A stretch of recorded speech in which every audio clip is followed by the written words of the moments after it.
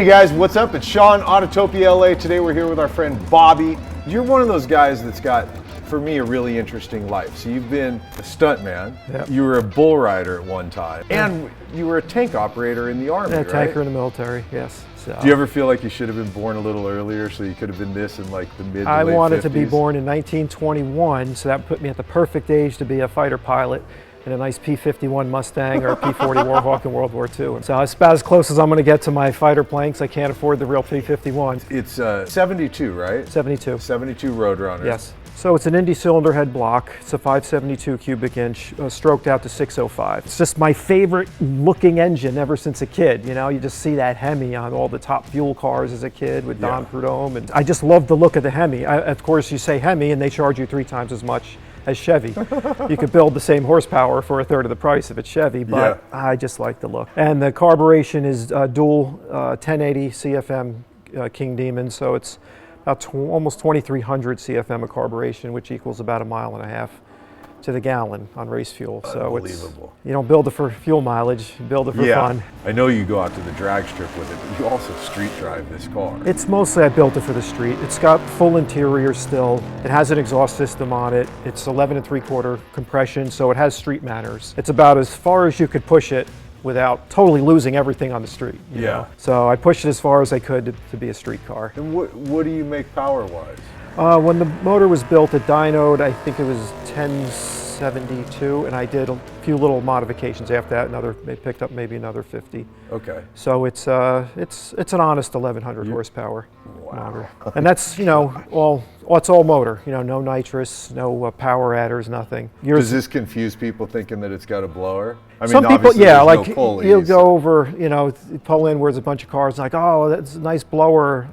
But I don't correct them. You don't want to be a jerk, you know. But yeah, some people get well, especially confused. when the hood's on it and stuff. I guess at a quick glance, you instantly just think sticking blower out. You think blower. That's right. You do. It's just naturally aspirated, and it makes a lot of torque. And like I said, it's still. I mean, there's no computers on this car. There's nothing high tech. This is literally Fred Flintstone 1970 technology here. So chassis has been all like absolutely boxed, reinforced. Yeah, you have to with this because these were just unibody cars. The frame rails didn't even carry all the way through on these cars. Yeah. Even though people look at it like it's a big car, it's a very lightweight car. It's only a 3,200 pound car.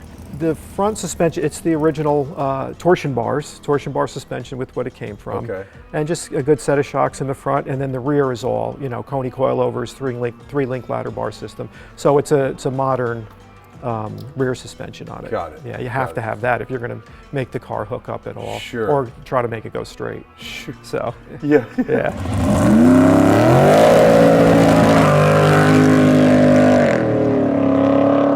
What transmission do you run in this? It's a 727 torque flight, totally built to match the motor, done by A&A Transmissions. And how about your rear end? You were talking about gearing. What is the rear end geared at, and what is the rear end? It's a Dana 60, shortened, because we have the car mini tubbed.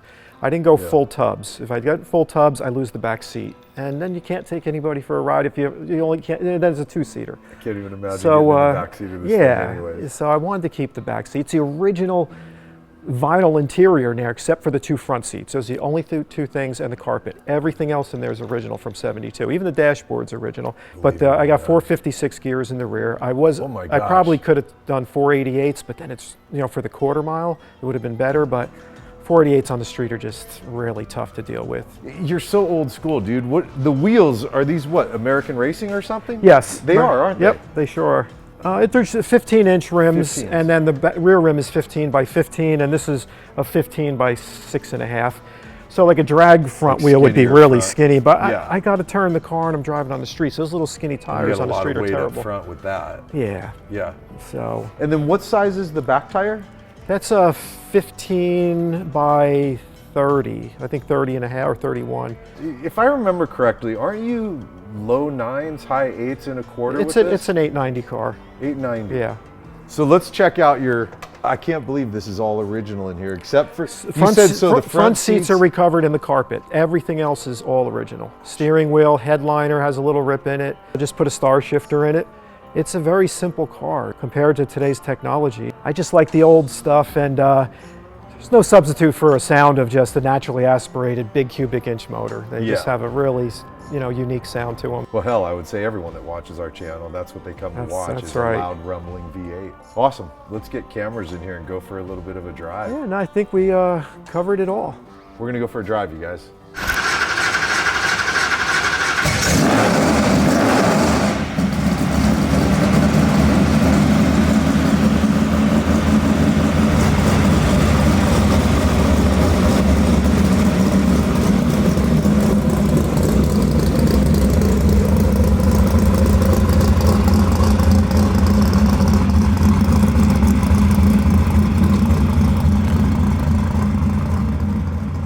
Before we go for a drive, a big thanks to MVMT for sponsoring today's episode.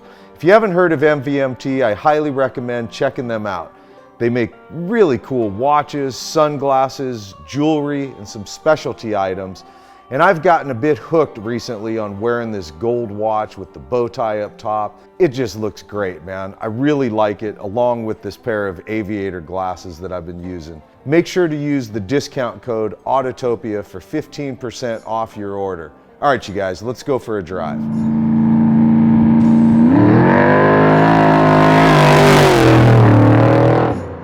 Oh my God, this thing going, if I was standing on the street or driving down the street, I'd be freaking out at this thing. It's funny, you get a lot of positive people, and then you get people that are just like,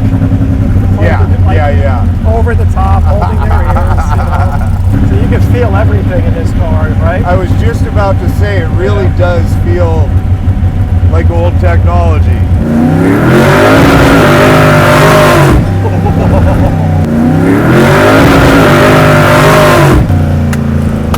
That was just half pedal in it. That's no flooring. Seriously? That's not. That's half pedal. Yeah. If I floor it, it just explodes. We'll just be all over the place.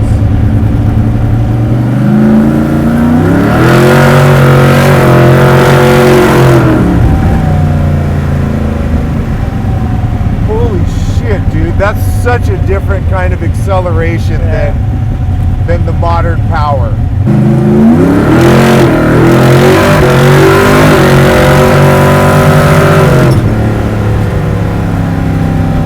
What the hell, dude? And like I said, that's nowhere. I'm not flooring it. I promise you. I'm not trying to bullshit you.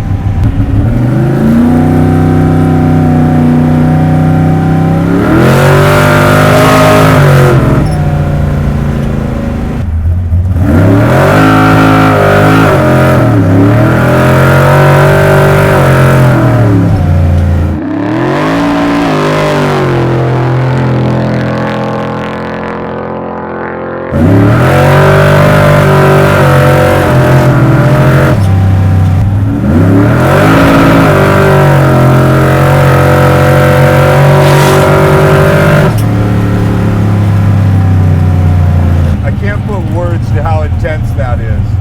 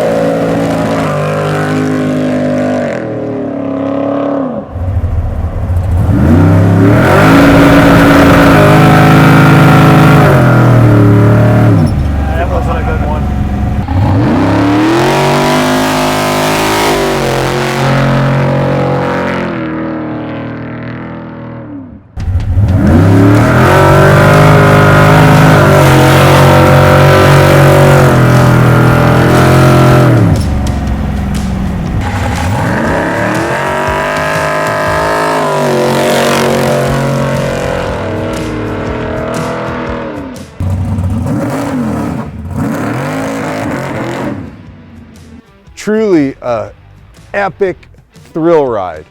Old school, brutal, violent power. But here's some more Mopar as we say goodbye, and thanks for hanging and watching what we do. We'll see you in the next one, you guys. Later.